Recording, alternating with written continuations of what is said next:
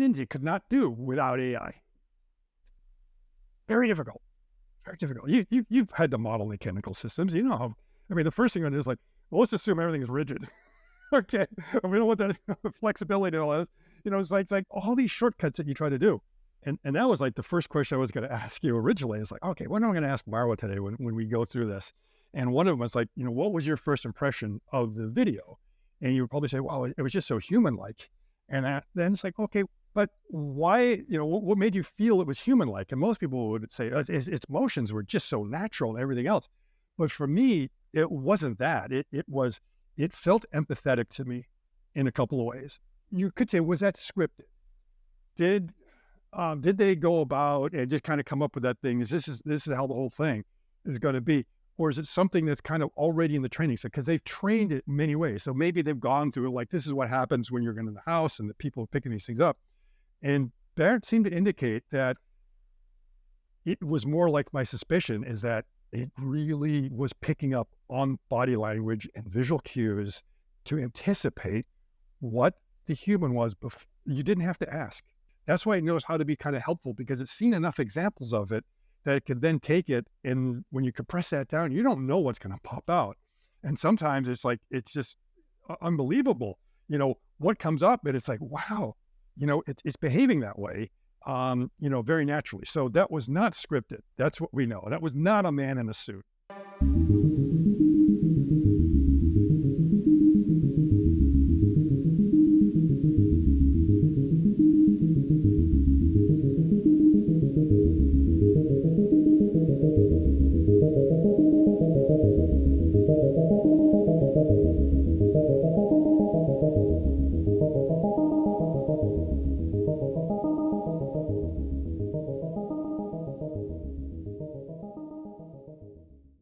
Here we go. Hey, Maura, how are you? How are you today? Oh, wow. Great. About an hour and a half ago, Maura and I were considering doing this hot take on the video that 1X put out yesterday, and just like kind of our reaction on that. And just before we were about to start recording, there was a Spaces with Bant Bernack and Jason Carmack, who did this wonderful, absolutely wonderful a documentary. He got a behind the scenes tour of 1X. So anyone that's saying it's a guy in a suit, he can't walk, it's all fake, it was all staged. It's just like, take a look at that documentary and then make up your mind. So we had like one thing we're going to do, and we both had the pleasure of being able to be speakers in that Spaces, and we learned quite a bit. So this is our hot take on the Spaces as well. And then at some point we should show that video that kind of started the whole thing, and everyone's like really talking about 1X, and everyone recalibrating of like, okay, who's the leader in this space now? It's really hard to tell. From what you heard from Bernard, what was interesting to you? The main thing is actually the most interesting thing for me, the battery life. It was impressive to hear the hour number of hours. Yes. Well, can you confirm that again? Number of Yeah. Well, he said in the order of 500 kilowatt hours. Now, I sort of had an idea that it was probably less than that, because it just would have been too heavy a battery pack. And it's possible, it's like the rocket equation, that as things get lighter, then you don't need as much power, you don't need as much fuel and everything else. So if their actuators are very light, which I think they are, I mean, come on, the whole thing weighs 30 kilograms. That means you don't need that much power. And then the other thing is, it seems like the actuators are not energy hungry. They don't consume a whole lot of power, so you don't need that big a pack. So he was like, you're wrong. It's like around that, which I suspect it's even less, potentially even less, because from what he said, that the neural net is consuming most of it. And I think that, okay, so if we've got 500 kilowatt hour, and if we're using 100 kilowatts or 100 watts, right? That means we got 5 hours of life. So it can't be using much more than that for the, and that's about right, because Tesla and others, I think the FSD chip is also something like 75 watts or somewhere around there. So that's about what they're using. But he said that they're not using any power for locomotion, which is remarkable. If you don't have to use any power for locomotion, then it really, I mean, that's what he's doing. They just try to run the neural net. That's the whole thing. That's where all the power consumption is going, which is just remarkable. So again, you, yeah, Did you see the locomotion? Because people was I saw it in the Jason documentary. It was quite strange, different than yeah, what do you think about the yes. locomotion? Okay, so they're definitely in the early days. The most important thing is that Bernd has such a breadth of knowledge and full understanding of what's going on the whole stack that I'm pretty confident that when he says that by the end of the year they're going to achieve their walking speeds and running speeds, and it will be able to jump, that he'll be able to do it because he understands the problem. And we know, I mean, it's more than first principles. We go over to China and there's more than one company that solved the code on how to be able to walk and walk quickly and to run and to jump and do everything else. Yet we have all these other companies that are not. And he really said it comes down to getting rid of the harmonic drives and the gear ratios and everything else, and being a bit more flexible, and most importantly, getting rid of classical controls. That everything is reinforcement learning, and that's what they're doing. So we see they're taking baby steps. Now he showed that little bit of the baby steps on a post, but then we see in the documentary, you know, it is walking quite a bit. It's not like he just made 1 or 2 steps and fell over. It can walk a bit. It's not super fast. And everyone will say, well, it's no faster than Tesla bot. See, it's like, yeah, but let's wait a month or two and see what's able to be done there, because I have a feeling it'll pick up its speed pretty quick, because he has a good breadth of knowledge of really understanding that. I mean, he's really right. If you get the locomotion right, humans only require 10 watts. 10 watts when we're walking. So that means there's a lot of room for improvement in the efficiency of a lot of these actuators. Yeah, I was just curious when you asked them about the Chinese bots and versus the North American one, and what do you think? Because it's, for me, if they understand, I'm not sure. You spoke with the Figure CEO and others, so why they don't do the exact same thing? That's a question I didn't get from Bernard. He said the reinforcement learning thing, but I'm not sure why they don't catch the same thing that you mentioned, like the Chinese one versus North American one. Yeah, you think it would. That it seems like, you know, the Chinese are not necessarily afraid to copy from the North American bots, but they're also not afraid to innovate either. Whereas it seems like the North American, they're too proud to copy. It's what it must be, or they're just being really kind of stubborn, or, you know, they've kind of gone down this avenue, and it's really hard to back up. I mean, you get the sunken cost fallacy and all these other things. We put a lot of effort in there. We're pretty sure we're doing this, and, you know, it could be the problem. Remember that what Jason brought up, that he talked about, you know, all the classical roboticists are coming out and talking about how this and this can't be done. And I told him, it's like, look, I'm a classical roboticist. Don't listen to us, because if you do, we're going to put an industrial robot in your house. That's what we're going to do, because that's all we know how to build. And he's absolutely right. You need these people that are not trying to copy anyone else, but actually come in dumb. Actually, I had a professor that he actually said that when you are doing research on something, do not read the papers about what it is you're doing.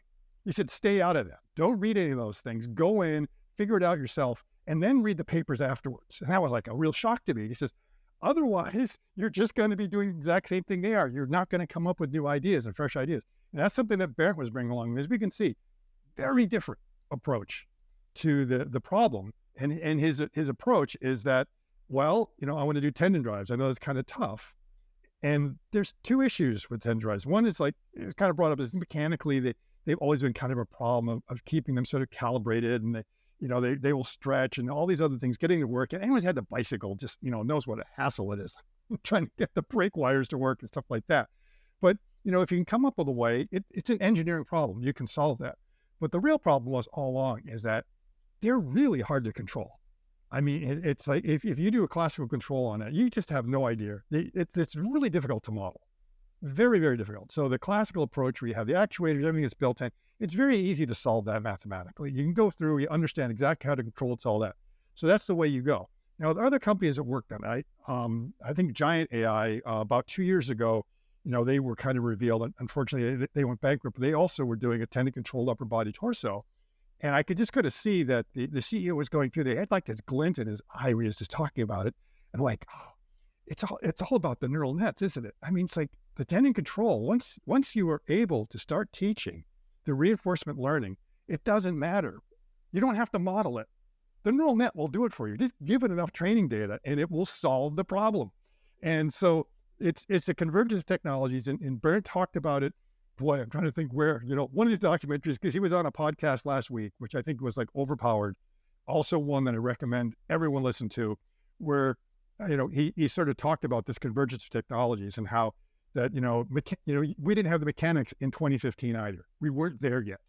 It wasn't just that we didn't have AI, but, now we're getting AI, we're getting all that. The fact that they're all in since 2022 on end to end tells you absolutely a lot, which means their walking is just going to be end to end. They're not going to screw around with classical controls and everything else. And what you're going to see is they're going to go from everyone saying, they can't walk, to suddenly that thing will be doing backflips. And everyone will be, wow, it can do backflips. Because if it can lift 70 pounds, 70 kilograms, okay, the body weight is 30. So what's that? Oh, it's like more than twice its own body weight. I definitely can't lift twice my body. I'm not even sure I can lift my body weight. This thing can do twice to that. So it's very light. He said it's extremely powerful. He said that. Yeah. And it seems, oh yeah. I mean, 70 kilograms is absolutely incredible. I mean, think about usually to lift something that heavy, you need to have almost that much mass just to be able to counter the inertia that you got there. So that is an incredible load. He also says that like all of the joint speeds and everything, even though there's no gearing, they're able to emulate the same thing that the humans. In many ways, he's kind of right, because when you have these gears, it's really hard to get that pop and that speed that you want. So the mistake a lot of people make is to talk about a motor has a lot of torque, or a motor has a lot of force. And you sort of equivocate, it's like, well, F equals ma, and therefore if it has a lot of torque, it also is able to generate a lot of acceleration. And it's like, not necessarily. A lot of times what that means is that it can push against a static thing with a lot of force, okay? But when you put that thing off and then allow it to freewheel, you're not getting that acceleration that's coming on out there. Because it's got to go through those gears and everything else. And so usually you're not getting acceleration and you're not getting the velocity that you need. And I think he answered the question. So remember, we talked to the CEO of Unitree to ask him, that question. I was like, how come the American bots are so slow? And he's like, we don't know either. We have no idea what they're doing wrong. It seems like it's a simple problem over here. We're able to do it. And I think, the part of the mystery is really being able to get that speed and that pop that you need to be able to move around. And so I think they'll have more than enough that they'll be able to, probably some gymnastics things, because come on, a 30-pound gymnast, I mean, they can do quite wild things. They're, at that weight with that kind of power. So we will probably see this bot do some rather remarkable things, partly because he is very deep, not just in the mechanics, but really also into the AI and the training and everything else. I don't know where they're getting their compute and how they're doing all that stuff. It's a big mystery, but I know they have some investment from OpenAI. So it's like all you need to know. They've got one of the top AI researchers and Eric Zhang, who worked at Google. And in that documentary, you listen to him. Oh boy, he's so well spoken on, just everything. For a guy that's that smart, that's actually able to explain things that well is just remarkable. You just want to listen to what he says, and all his takes make absolute sense. Absolute sense. But I'm guessing when you see figure compared to what 1X is doing and Chinese bots here, how do you see the comparison between all of them? And because when I asked Brent about the competition, he said he doesn't see a competition. But I think maybe if the approach is to go for more softer, safe, like what we saw now, so maybe there's shifting in the way they design the classical way using rigid tools. Yeah. So we're really talking about different markets here: the home market versus this industrial market, and also a TAM that is so big. It's just like there's not, there is no such thing as competition, because we'll all be able to feed at the trough without any problem. So I think that's sort of what he means about it.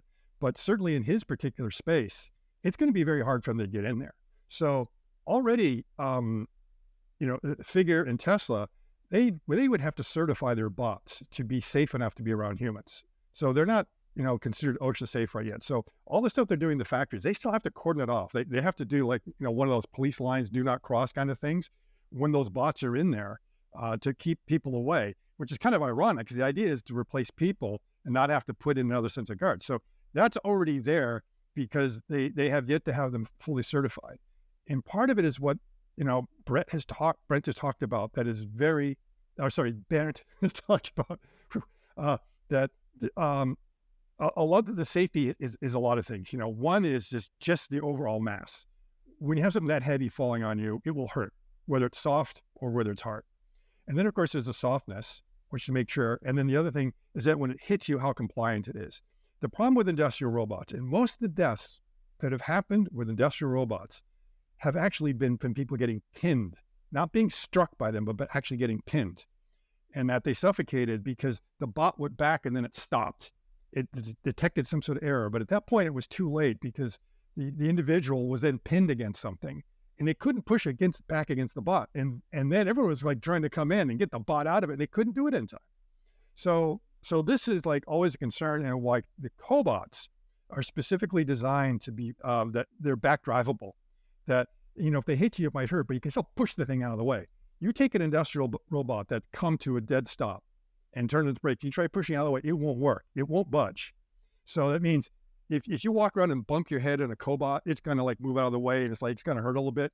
You bump your head with an industrial bot, and that hurts. It could knock you out if you went in there quick enough because they are not compliant at all. So it's very difficult to get to there. And so you have to look at softness, how heavy the thing is, and then also actuators that will give you that kind of compliance. That's a tough nut to crack. And then then you have to be manufacturable. Then we want to make them below cost, okay? And then we don't want them to use a whole lot of power. And by the way, they're quiet. Yeah, but do you think about the quietness here? I think that's something interesting. I'm not sure what you think of they managed to do that, to be quiet, the robot being quiet. There's no sound significant as much as we see the traditional one, like the Chinese robots, for example. So I'm not sure if this is the part of the design or maybe the dampening of that sounds. I'm not sure. Yeah. I think a lot of it is design. Like you said, it's the fact that they don't have any gearing. They're going direct drive, which means you don't have that gearbox. And transmissions, you've got the grinding sound of the gears and you've got a lot of heat and energy in there. And what he talked about made a lot of sense, that the reason why they don't require that much power and the efficiency is that when you are hearing noise, you are hearing energy. Energy is being generated and you're only hearing a little bit of it. There's a lot more going on in the background, a lot more vibrations, there's heat and stuff like that that's going on. So usually that's an indicator when you start hearing a lot of noise. It's like, okay, there's wasted energy right there. And the other thing it kind of tells you is that when you go through those really high gear ratios, like say it's really hard to get the acceleration up because you got these things that are going to spin really fast, but you don't want your joints going at thousands of RPM, right? They got to go slower than that. So you have to gear those things down, and that adds mass as well. So the thing is, if you can get rid of the gearbox and get rid of all that stuff in there, you lighten your all of the actuators you have. You lighten the actuators, you lighten the whole thing. If you lighten the whole thing, then the strength that your actuators have to produce to lift all the other actuators is not as much anymore. And if they don't have to be, let's say, lifting literally all this dead weight around, that means the amount of energy it's consuming goes down, which means the size of your battery pack goes down. The size of your battery pack goes down. Guess what also gets smaller? The overall weight. So it's this like kind of wonderful virtuous cycle that you're going through, that as you start to improve those things, those efficiencies, then allow you to become more efficient somewhere else, and on and on and on like that. And then that means they have like a lot of reserve. And that was the one thing I was going to ask you when you played the video, that you have to play the video with sound and then ask yourself what's missing when you listen to that video. And that is, you don't hear the bot moving at all. The others you hear 42 times, it was like 42 of them all making that noise. I also asked Bernard about the NJ. I'm not sure what you want to. I think it's interesting when in the video by Jason, you can't see the details, but when you ask about NJ, if you have it from Bernard, We will have a podcast hopefully next week. I hope so. That's will be scheduled. So if we have the NDA, what will you want to maybe explore in that space? Okay, well, the first thing was that I'm assuming, this is funny, is that when Tesla first came out with full self-driving, supposedly everyone had NDAs, but then they went out and made YouTube videos about their full self-driving. The assumption is that, if they are planning to sell these bots, coming, this year, next year, for, the beta uses in houses for people to start helping to train the bot doing that, what's to prevent a lot of those purchasers from it? It's like, I now own it, to go in and take it apart, take pictures, stuff like that. I'm assuming they would want some sort of NDA on that. But if not, and remember, I just kind of jokingly asked something to Barrett, and he says, we don't want you to see it because we're scared of you. And so that's why I said, okay, I'll sign an NDA if that's what it takes to be able to buy one of these for home use, and I'll keep my mouth shut. Now, the first thing, kind of addressing, it's a guy in a suit.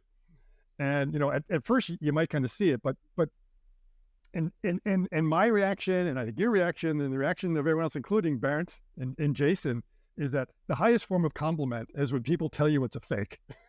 It really is. And so they're not insulted or like, getting really upset or losing sleep over there, going like, because they know it's not fake. And the fact that it's so convincing, it's really passed the humanoid Turing test, and that it was so natural and so moving. And of course, I was able to look at a few things, like a little bit about how the shoulder went around, and that's like, that doesn't look like a guy in the shoulder unless he's a skeleton, because there were some funny things around there you would see.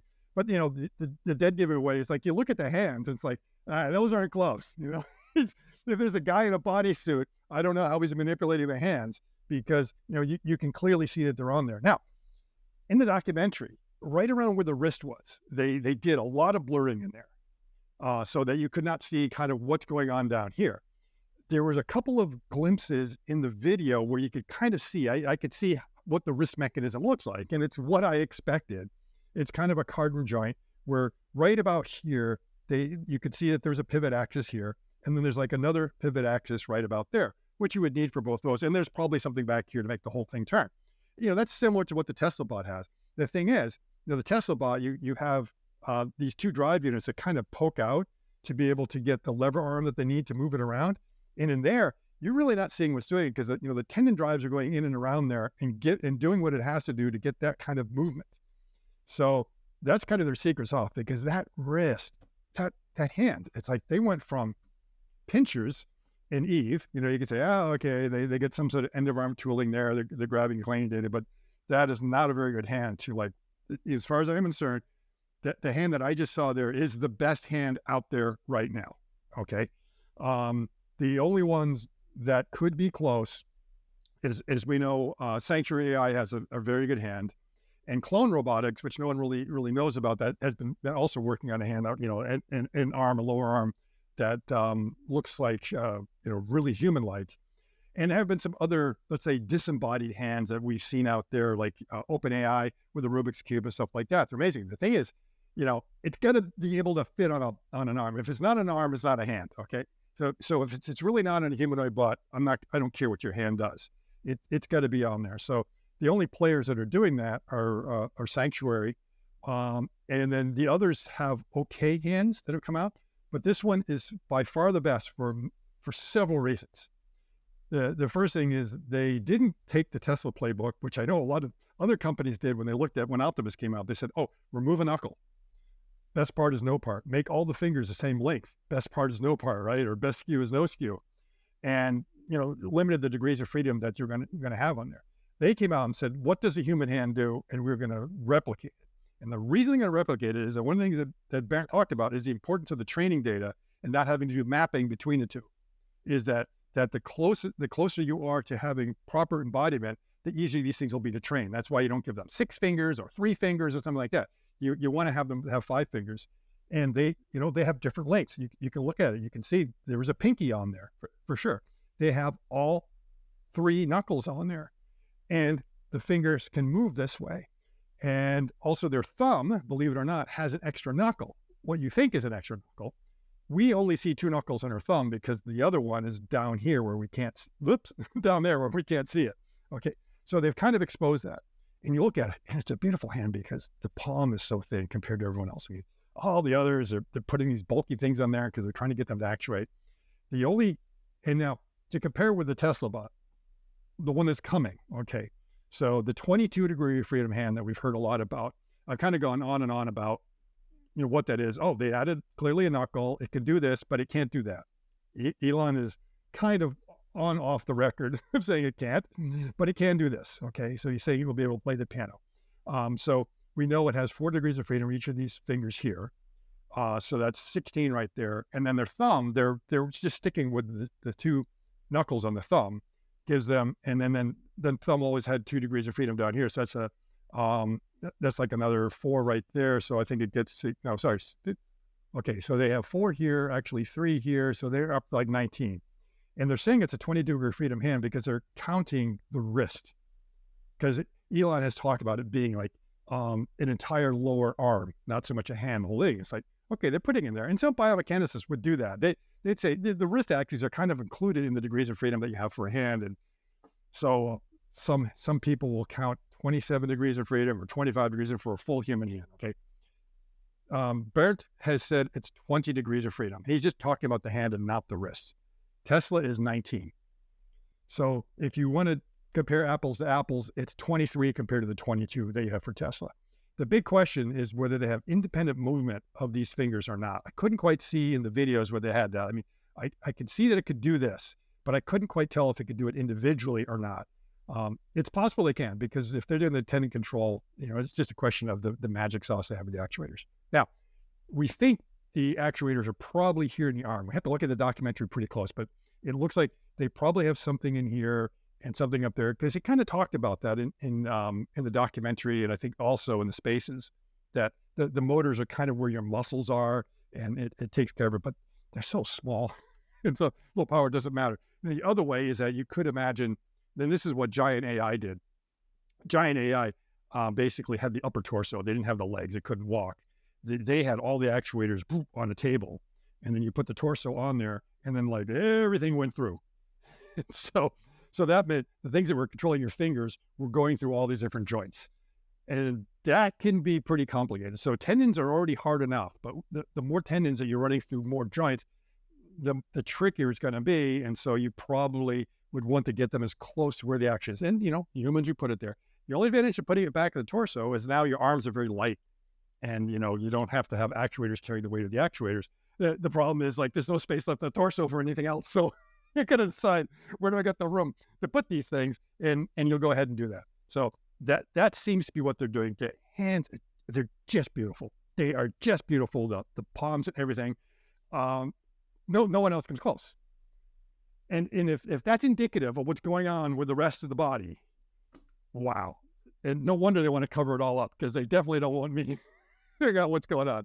Now, we did see in the video that a couple of them unclothed, or uncloaked, if you want to think of it that way, to see what's going on. But I think one of them we were seeing was actually the Eve bot. So we get some indication of it, and it looks like, they have some kind of, I'm not quite sure how they've done the mechanics up there. It might be your standard kind of roll pitch yaw, kind of shoulder joint that they have in there. They're just trying to figure out how to actuate it. And if you look at Eve looks like an NFL linebacker, no doubt about it. The big broad shoulders, stuff like that.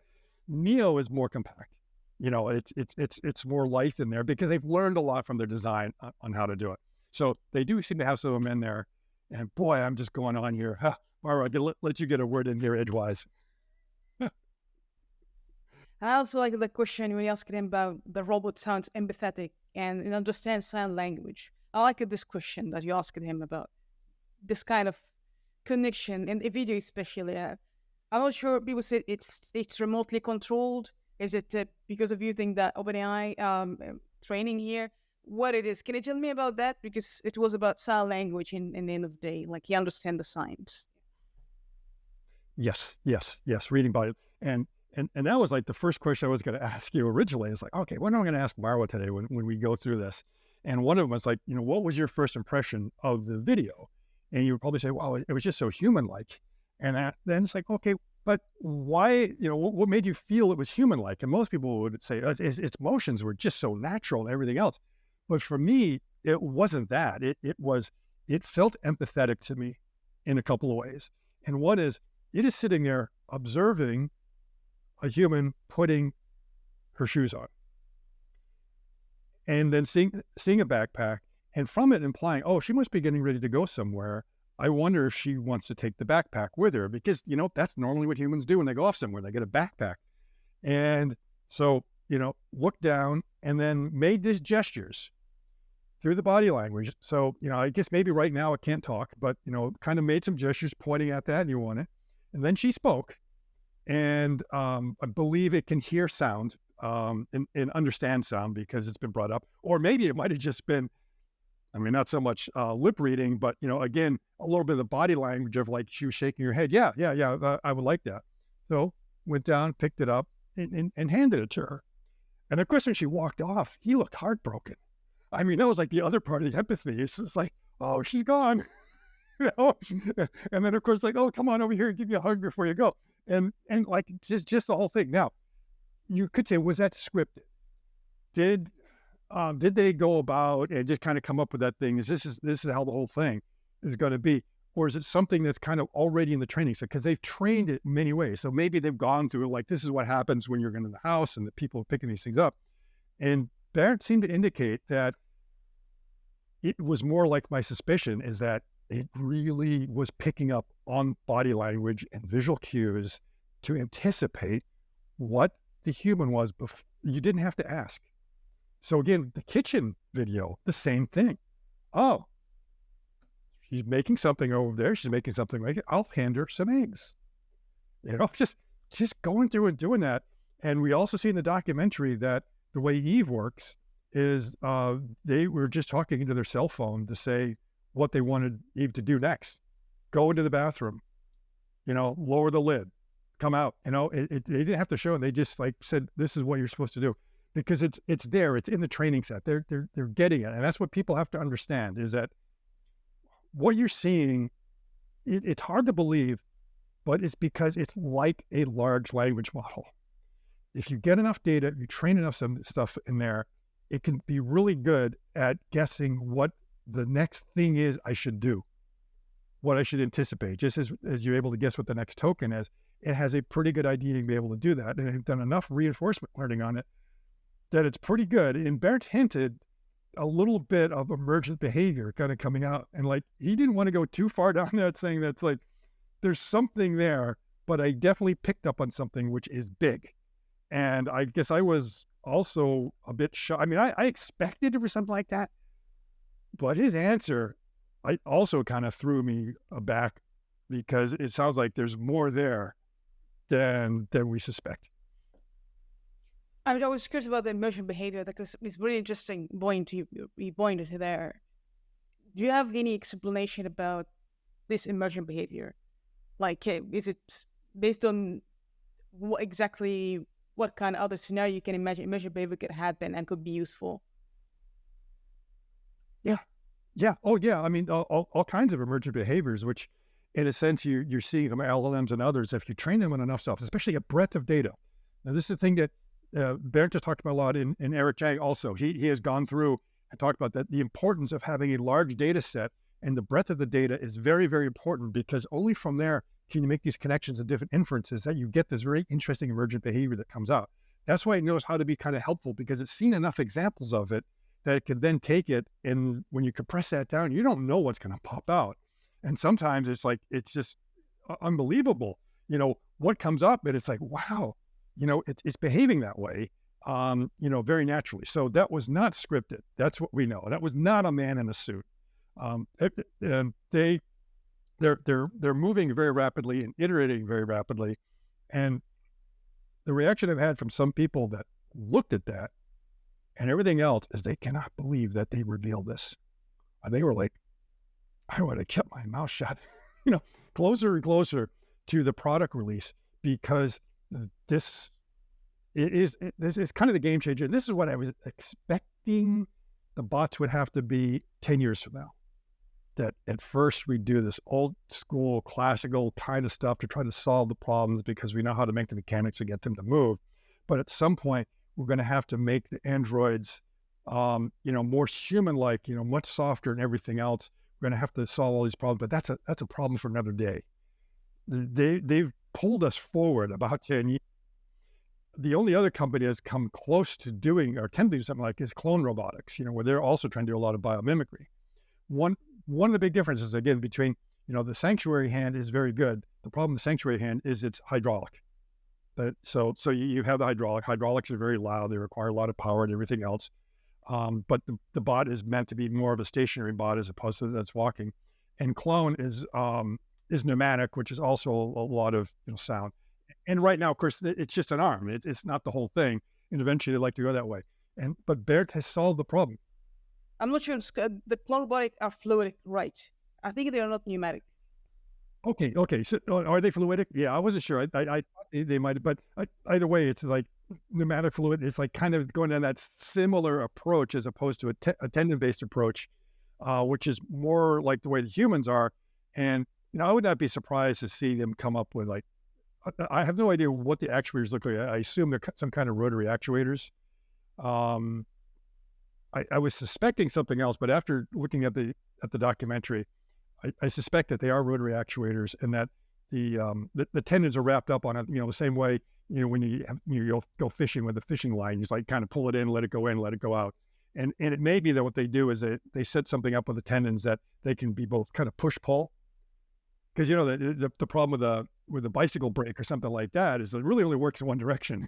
In order to come done, you need some springs and other things to pop the brake open just because you released it.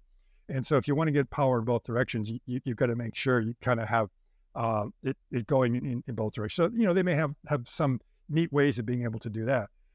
What I would like to see in the future, and maybe they have it, is that someone just comes up with something that's almost like just a solenoid. So one of the things that, Tesla uses is they do have a linear actuator.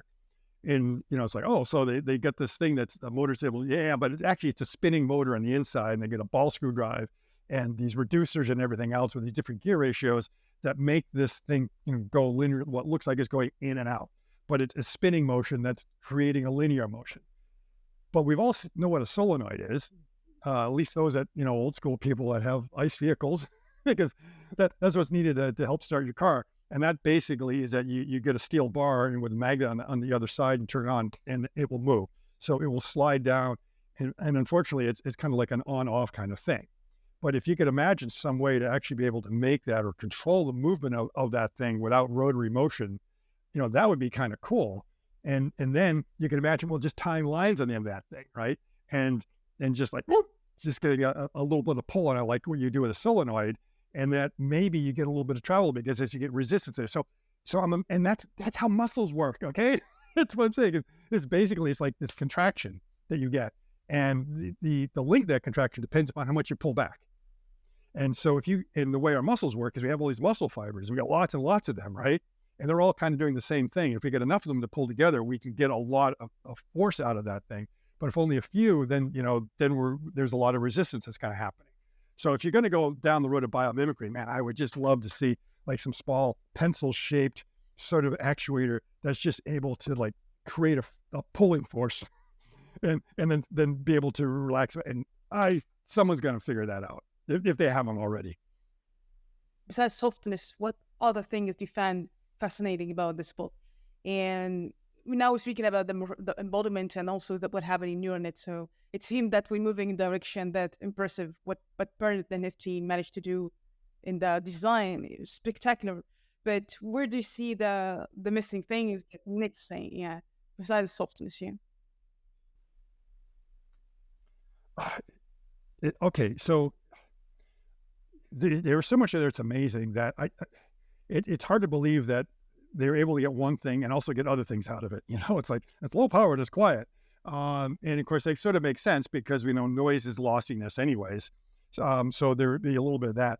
The fact that it's so light is remarkable. It's about half the weight of anyone else. And again, as we talked about, 70 kilograms, that's absolutely incredible amount that it can lift, way beyond what you would really need for most uses. If you can lift So if you can lift like 20 or 23 kilograms, that's basically your airport luggage is like 23 is the max. And you're talking about this thing can lift 70. Wow.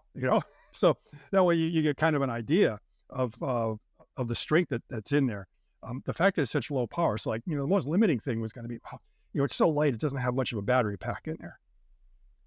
And he confirmed that it's only about a 500 kilowatt hour battery pack or maybe less, which is about a fifth of what Tesla and Figure have. And yet they're talking about 2 to 4 hours of operation, which is pretty impressive. And in the home, it's like, you don't need to get an 8-hour or 8 or 24 hours direct use out of the thing. So long as you were able to charge up every now and then, it's going to be fine. Come on, how long does it take to wash the dishes? You don't need 2 hours to wash the dishes, except maybe in our house. But it's so there are many tasks that you'd be able to do well within the charge time, and then it can just go over and relax and take a break like we do. I mean, it's like we do something and we sit down and read a magazine or something like that because we're tired to recover before we go ahead and do the next thing. So I would expect the bot to do that. The only thing I can say is like missing is we haven't seen it walking, but I'm confident it will. So if you want to say, okay, well, let's find something wrong with it, it's the walking. But the AI, it's pretty impressive, especially now that we've been able to ask Bank directly a couple of questions about that and seen some other things. I've looked at some of his posts they put out there, a couple of the threads that he had. And, it definitely, it was not telerobotically controlled for that. It was not something that was scripted. If you want to think it's scripted, it's like, because it's been trained and all those things. Yeah, and you can actually see in the documentary, there is the bot picking up a knapsack for Bert, So it was like, you were kind of in there. It was like one of those little Easter eggs. Like, okay, it's in the training set, picking this thing up and everything else. It also learned to play games. Bert played rock, paper, scissors with it. It was kind of humorous, and they're going to tie. It's like, oh, scissors. Okay, we're going to go again. So the whole thing is they're getting a lot of data. I'm confident we'll walk very quickly. And this right now, they're at the top of my list. They're right now until I see something more come out of Tesla, and until I see the Chinese bots doing more than running, but actually having very good hands. This is definitely the number one out there. I don't know if anything you would like to. Hopefully, we keep more questions for the podcast, Ms. Bernard. But in the moment, anything else like interesting? You think worth mentioning? Besides what we saw in the space and Okay, I think the one thing in that did we just talk about? I think we did. Boy, this is we talked about the walking speed. And the issue of him saying it really is coming down to the actuators. That was really great because that was sort of like a non 1x question, but more general question of what's going on when we look at these different groups that are competing.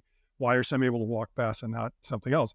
So I would encourage anyone, if they're not doing it, it's almost considered malpractice. All the competitors should be listening to that spaces.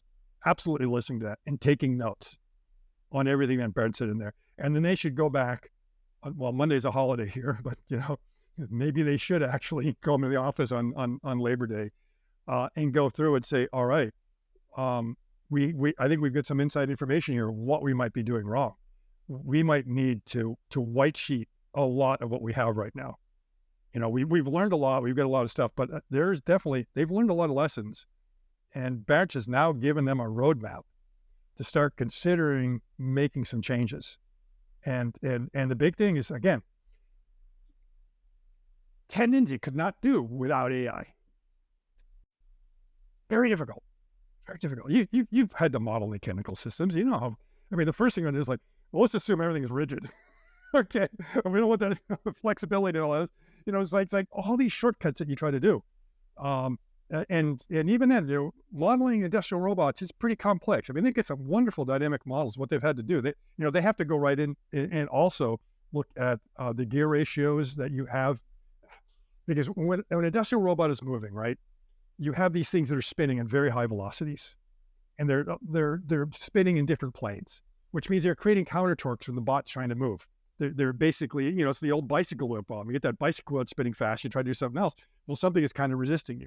So you just can't say, oh, my upper arm is moving at 90 degrees per second. It's like, yeah, it may be moving 90 degrees a second, but what about the actuator that's actually doing it? And the actuator that's doing it's not actually there. It might be down here through other kinds of mechanical linkages. And so you've got to model all those different things in there. You got to model the flexibility that you might have in your gears and your drive shafts and everything else in there, right down to the fact that, what is the mass it's spinning, and then what are the gears spinning at, and get all that in there to be able to make an accurate prediction of what your industrial robot's going to do. Because this is very important. The industrial robots manufacturers are trying to figure out how to control these things and get them to go as fast as possible. But if they don't have a good detailed model, the control system doesn't work very well. But you can do that classically. It's, it's tedious. It's really hard, but you can do classically, and you can kind of work that out. You start getting in the tendons and the other stuff and like the soft stuff, like the human body and stuff like that, it gets a lot harder, which is why they design these robots to be so rigid. Because if you have flexibility in an industrial robot, it just adds this other dimension, makes it really hard to control. Part of the reason it makes it hard to control is, the control system's having to compensate for all that stuff, but those bots are for the most part blind. So they have to be calibrated, and you tell it to go to an XYZ location in space, and it will go to the XYZ location in space, even though it can't see it, because it assumes it's there. But if for some reason it starts drifting and there's error in there, it has no compensation mechanism. We have a compensation mechanism right here. So I want to go grab this thing, and you tell me the XYZ position, and I miss because for some reason my arm is not calibrated right. So my proprioception is way off this morning or something like that. But my eyes will say, oh, you got to come over here if you want to get the top of that bottle cap. And that's how you deal with flexibility. And this is all, that's as simple as that. It's like, don't worry about how flexible your system is, how soft your system is.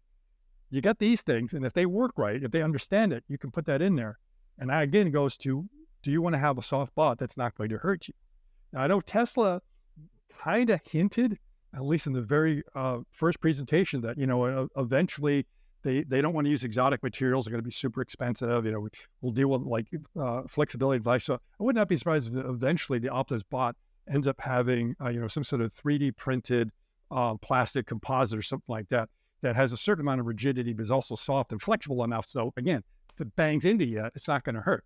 I think 1X, did you get the impression they're using aluminum? As Barrett say, or as Americans will say, aluminum.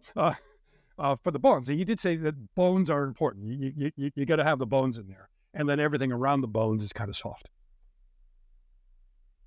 So maybe wrapping here, anything is that you would like me to say until we have hopefully in this discussion next week.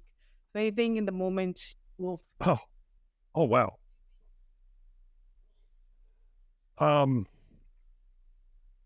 Still a lot of it has to sink in. And that every time I look at my Twitter feed, I'm seeing something else about 1X coming from one of the developers or Humanoid Hub or others. Like, oh, there's a new video. I didn't notice that, and part of it was getting preparation for this podcast, and there was like coming at me, like a fire hose of information. And that I think they talk about they're going to have another Spaces tomorrow. Also, I think they kind of wrapped up saying, oh yeah, we'll be back to talk a little bit more. So. There is so much and so much to absorb and to look at. And again, I did promise that I was going to look at Jason's S3 video, frame by frame, multiple times, and I haven't made it all the way through yet. I still got like 2 or 3 minutes to go, and then go back and then look really closely at the parts they blurred out, see what's going on. And, there was like a lot of parts in there that were blurred out. A lot of people say, oh, it's probably ITAR. It's like, it has nothing to do with ITAR. It just has to do competitive advantage. Is like they, at some point they're, someone's going to get one of these things and they'll kind of reveal to the world how that's going. I assume 1X has some patents, and I'm going to ask our good friend City Park is like, 1X. Have you found any patents recently from 1X? Maybe? I hope we can do that. There's some interesting stuff there. To see the robot in action, yeah.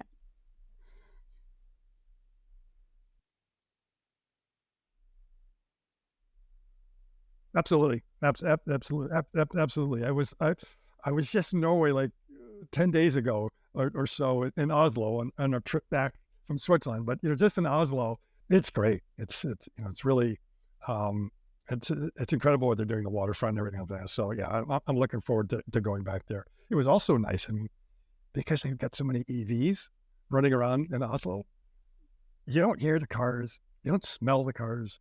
And when an ICE vehicle goes by, it's so obvious from from the stench and from the noise. And so again, if you want to have a bot in your house, you don't want to hear, you yes, yeah, I'm not sure because absolutely, he said the price. Even absolutely. I was intrigued about the price. He said it would be shocking, like acceptable by people. Like the price tag of this bot will be affordable. That's what I get from him. Yeah. Yeah. Yes, yes. I think he said in the Overpowered podcast that it would be like the price of a car, not a luxury car, but he's really talking about being a car, and that eventually the production cost of these things would be, in the single thousands. Right now he's looking at, the production costs probably being in the tens of thousands of dollars. And at first, I'm sure it's going to be closer to the luxury car price, and then will come down. And that when they get the volume and the scale, that those prices could drop precipitously. And they're already working on the manufacturing. They know what are the things that they have to do internally, because you can't buy the equipment to build some of the things that they want to build. And the other thing is, it seems like they're not scared by the fact that they're putting in all the knuckles and all the different finger links that you need to have in there to have a properly modeled human hand, which anyone tell you is like, it's like lots of SKUs, lots of more parts. It's like, it just makes it harder to put together, doesn't it? And they're like, doesn't matter. And we're just going right ahead with it. Just quickly for durability, do you have concern about durability of these tendons? Like, I'm not sure this is like if we imagine these bots will be in home, the lifespan of these bots. Like, do you have an idea? And using the tendons, I'm not sure how they managed to make it durable for let's say 5 years. I'm not sure. I'm not sure they actually mentioned. Um, yeah, that might be the one thing, but there are so many incredible materials out there now. We don't know what they're using, whether they're thinking using, Kevlar, or if they're just using, basically, woven steel or something like that. Let's see, I have a bicycle in my garage that I bought in 1988.